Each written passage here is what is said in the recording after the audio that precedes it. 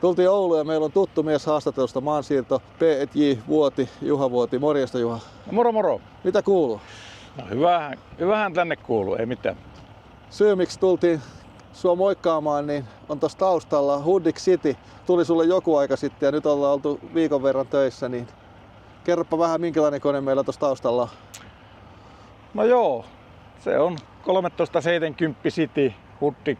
Tämän vuoden mallia ja tuli tuossa vuodenvaihteen jälkeen ja varusteltiin ja nyt päästiin oikein niin tosi toimiinkin sitten työmaalle. Ja tää on ollut yhtä hymyä viikonpäivät tässä kun päässyt tuollaisella koneella ajelemaan. Eli kone on nyt näin ainakin alkuun täyttänyt kaikki odotukset, mitä siihen on ladattu. On. Toki käyttöohjekirjaa tuli aika hyvin luettua tuossa talven aikana ja opiskeltua uusia nappeja ja katkaisijoita, että miten ne toimii. Ja tosi helppo ollut kyllä päästä käsiksi tähän koneen niin kuin anatomiaan, että miten toimii mistäkin. Ja onhan siinä varmaan vielä tietynlaisia, että se menee ihan niin kuin selkärangasta, niin jotakin pikkujuttuja, mutta käytännössä niin kuin yllättävän helppoa ollut, että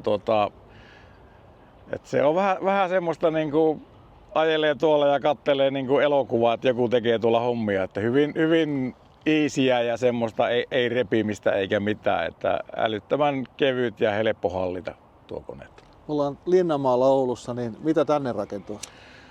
Tähän tulee yliopiston laajennusrakennus vielä ja olikohan normaalikoulultakin vielä tulee joku oma juttu, mutta yliopiston rakennuksen pohjaa tehdään sillä, että tähän tulee painopenkka aluksi ja se puretaan kesäaikana jossakin vaiheessa pois, mutta rakennuksen pohjaa tehdään nyt, eli että kannot pois, pintamaat pois ja sitten mursket täyttyvät tähän ja tämä nousee vielä tästäkin semmoinen niin kuin paut tälle tasolle mennään sitten, että paljon tulee mursketta nyt. Ja Keräsen autot ajaa mursketta jatkuvalla syötöllä, niin kuin ollaan nähty. Kyllä, ne päästelee täysillä pojat innokkaana tuossa, että tämä on MRK Keräsen oma urakka tämä ja omat autot ajaa tuossa. On siinä välillä muitakin, mutta tämä MRK töissä ollaan nyt. Hommia tuntuu riittävän heille. Hei, todella tyylikäs traktorikuorma ja hypätään tonne ohjaamon puolelle ja ruvetaan katsoa, että minkälainen kone tämä. Joo, näin me tehdään. Hyvä. Sulla on pitkä ura takana niin kuin näillä koneilla. Tämä on ihan niin kuin tuttu konemalli sulle käytännössä. Kyllä traktorikuormaajilla on ajettu joku. On tullut ajettua kyllä, että kotona on ollut aina isällä oli kone ja 6-vuotiaasta asti itse on touhunut. Niin kyllähän ne tuttuja vehkeitä on silloin jo ihan 70-luvun. Mutta voiko verrata enää keskenään? Ei välttämättä. Ei oikein. Kyllähän ne oli, millä aloiteltiin, niin oli niin kuin 4 vivulla oli kaivurihallintakin ja tassupivut sitten päälle siihen vielä. Että kyllähän se oli ihan eri maailma. Että siinä piti olla vähän jonglööri sitten, kun pienillä käsillä touhuili siinä, mutta onhan nämä mennyt niin kuin aivan valtavana eteenpäin. Ja sitten, toki sitten kun ne vielä muuttui, jossakin vaiheessa tuli nelivetoa ja runko-ohjausta kehiin ja semmoista, niin onhan nämä kehittynyt nämä pelit kyllä. Että. On varmasti ja sullakin, sä ajat yhdellä koneella, niin aika monipuolinen kone siihen hommaan, että sä pystyt kyllä niin tarjoamaan aika monipuolisia töitäkin yhden miehen ja yhden koneen voimalla. Kyllä, joo. Kyllä se on varmaan ehkä se ajatuskin siinä. Se on ajatuskin ja ainahan se joskus on käynyt mielessä, että voisiko olla jotain muuta, mutta ei se ole mennyt semmoista pientä ajatusta pidemmälle kuitenkaan, että olen niin kuin luottanut tähän konemalliin, että näille hommia riittää ja niin yleensäkin on aina vaan, että pääsee näyttää johonkin vaan niin, että ne ymmärtää, että mikä se homman nimi. Niin, joo. Että se siinä on monestikin, mutta kyllä se yleensä sitten kun on päästy näyttämään koneen kanssa, että mihin pystyy, niin yleensä on tosi tyytyväistä porukkaa ollut. Ja täällä työmaallakin kun nähdään, niin täällä on pyöräkuorma ja täällä on kaivinkone, niin täällä ne on erillisenä rautana tuolla. Niin ne on. Sä vedät täällä samalla melkein samat hommat sitten. Kyllä.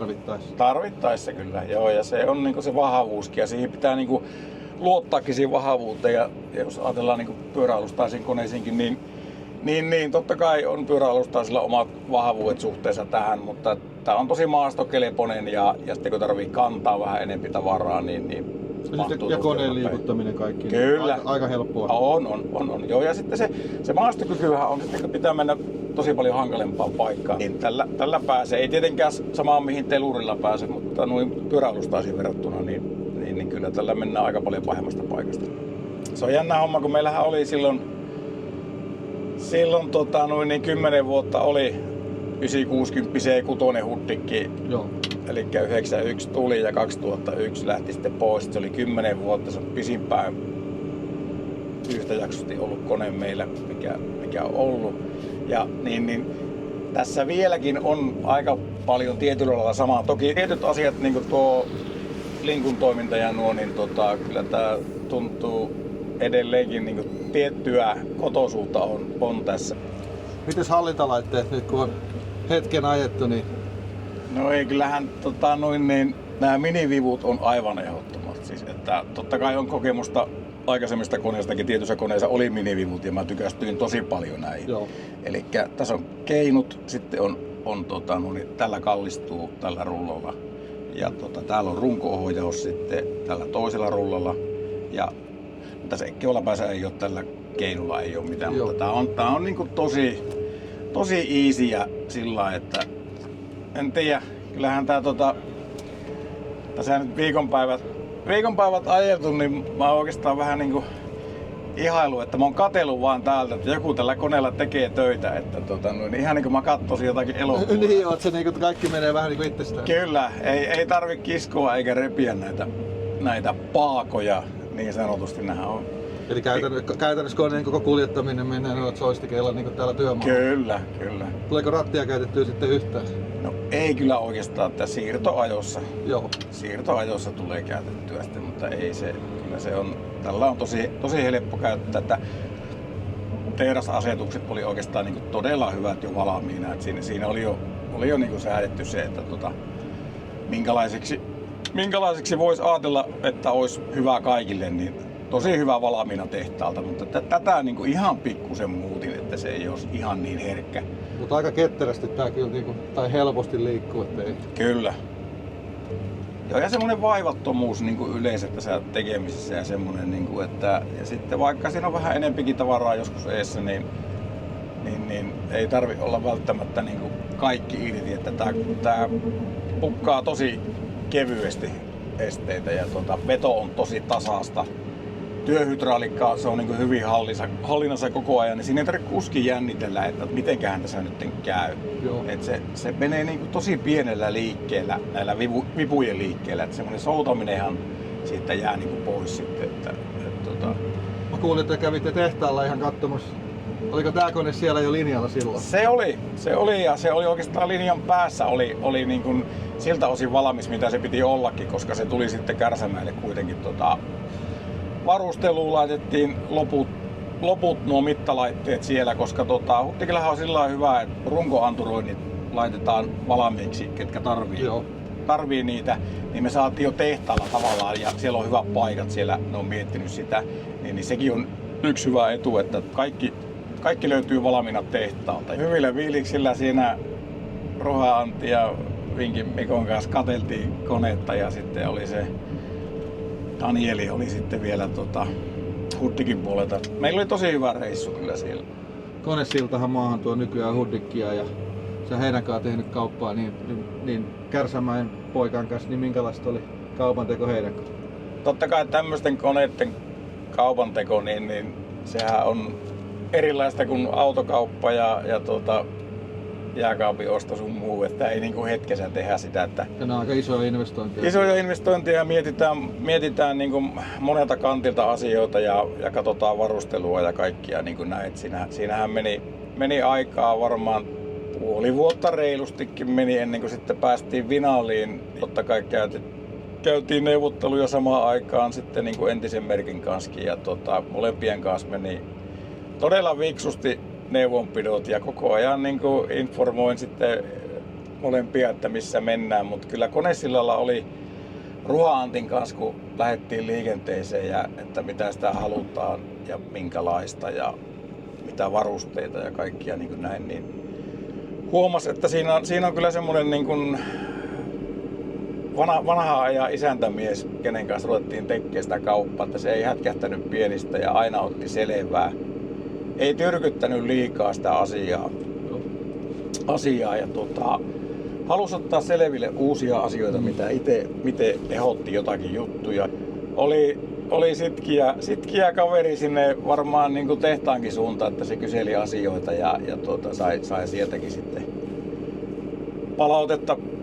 semmoista palautetta, että me päästiin sitten kauppoihin niin kyllä mahtavaa on ollut tehdä ja huomata, että tuommoinenkin konetalo on myös olemassa, että siellä varmasti kuunnellaan asiakasta ja otetaan tosissaan kyllä ja ei ole liian takki auki porukkaa, mutta silti rempseitä tyyppejä, hyviä tyyppejä. On kyllä samat kokemukset ja sitten toinen varmasti heille sä oot tärkeä asiakas myös sillä, että kun kerrot historiaa, kuinka kauan sä oot traktorikuormaajilla ajanut ja eri merkeillä ja Huddikilla myös, niin kyllä se varmaan täältä tuleva palaute on aika tärkeää myös sinne suuntaan, että saadaan niin kuin oikeasti kokemusta taloon myös niin kuin asiakkaiden kautta. No joo, näin voisi kuvitella kyllä, että ainakin semmoinen vastaanotto on ollut sieltä puolelta, että kyllä he arvostaa niitä mielipiteitä, mitä itselläkin on siinä. Ja sitten, että totta kai niin kun haluaa monet kollegat kyselläkin, että minkälainen talo ja minkälainen kone, että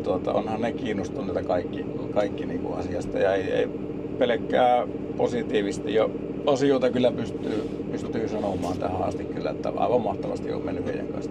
Ei kone tyylikkää vihreä, mistä väri tuli? Vähän samaan suuntaan mitä edellinen. No joo, vähän samaan suuntaan kyllä se, että kyllä se niin kuin pääarkkitehtinä oli vaimo Irene siinä niin kuin toki siihen niin kuin tätä värimaailmaa niin kuin mietittiin, mutta se löysi sitten tosi hyvää ja se sanoikin, että tuossa on kyllä sitten, ja mä kyllä hyväksyin itsekin sen, eli tämä on Pemarin värikartasta Frozen Deep Green Metallic, eli samannäköisiä Pemareita saattaa tulla vastaan sitten, joitakin ainakin. Eli jos vertaakuvannollisesti puhutaan, niin kyllähän tää on niinku koneiden Rolls Royce sitten. No ei paha vertaus, en oo Rolls Roycella ajanut, mutta sen verran tietää, että laatupeliä kaikin puolin huippukampen, niin kyllä varmaan niin kuin aika lähelle pitää paikkaa. Ja varmaan se just yhtymäkohta siellä, että siellä kanssa tehdään niin kuin yksilöitä niistä laitteista, no niin se varmaan on niin kuin lähimpänä siinä ajatuksessa. Joo, kyllä varmasti. Se niin kuin tehdään viimeisen päälle vähän niin kuin käsityönä, eli sehän on niin kuin aika voimakas, mutta se niin kuin hitsaushommat sun muut, niin siellä ei robotteja ole Huddikin tehtaalla. Siellä on tekijöitä. Siellä on tekijöitä, eli se sillä on käsityötä on. Se on kyllä ihan totta. Jos otetaan vielä lisälaitteisiin pieni pätkä, että L5 on tullut sulla mukana edellisessä koneessa ja nyt, niin sulla on aika vahva kokemus nyt L5 koneohjausjärjestelmistä. Ilmeisen hyvin on ainakin tähän koneeseen sopii L5. Kyllä se sopii ja se on siis totta kai niin kuin itse laitteenakin, niin jos ajatellaan, on se missä vaan on se kaivinkoneessa tai pyöräkoneessa, tämä on tosi helppo käyttää ja semmonen todella selkeä ja semmonen monta mallia yhtä aikaa päällekkäin ja sen oppii niin kuin monikin, ketkä muutkin on vaihtanut eri merkistä tähän, niin ne vähän aikaa touhuaa, niin ei niiden tarvitse montaa kertaa soitella tukea, että niin miten toimii joku asia, koska se on todella selkeä, se on mietitty niin kuin kuskille tuo laite, että sieltä löytyy kaikki ne oleelliset. On siinä paljon hienouksia, mutta paljon semmoisia asioita, että mitä ei tarvitse koskaan käyttääkään, mutta ne oleelliset asiat, ne on kaikki tosi selkeästi täällä. Niin ne on, ne on otsikot ja, sitten, ja kuinka hyvin toimii tuo kosketusnäyttö? No se toimii tosi hyvin. En voi säätää sen, että miten se ottaa, millä pyyhkäisyllä se ottaa. Sekin on niinku semmoinen, toiset haluaa, että sitä pitää vähän niinku enemmän painaa ja liikuttaa, mutta itse haluaa, että se toimii aika nopeaa, niinku tosi herkästi kumminkin. Siihen tarvitsee kauan aikaa ootella, eli just niinku näistäkin, että vaihdetaan tätä mallia näin, niin sen kun mä näpyttelen vaan tästä, niin se näkee kuinka nopeaa se reagoi. Se ei paljon mieti. Ei se mieti. Eli mä halusinkin, että se on tämmönen. Joo. Sen verran vielä tästä niin tasakonetyyppissä, tämmöisenhän se on aivan ehdoton, kun se on penkin mukana. Kääntyy tuo näyttö. En mä kyllä oikeastaan muuta voisi, niin kuin jos on edessä ja takana mittalaitteet, niin ei kyllä tää on niin kuin, tämmönenhän se olla pitää. Hei, me kiitetään haastattelusta ja toivotetaan oikein hyviä työtunteja tämän uuden Huddikin ratissa. Niin me tullaan taas jossain kohtaa katsomaan, kun on jotain uutta työmaata tai ideaa. Kyllä. Ei muuta kuin kiitoksia minunkin puolesta. Kiitos.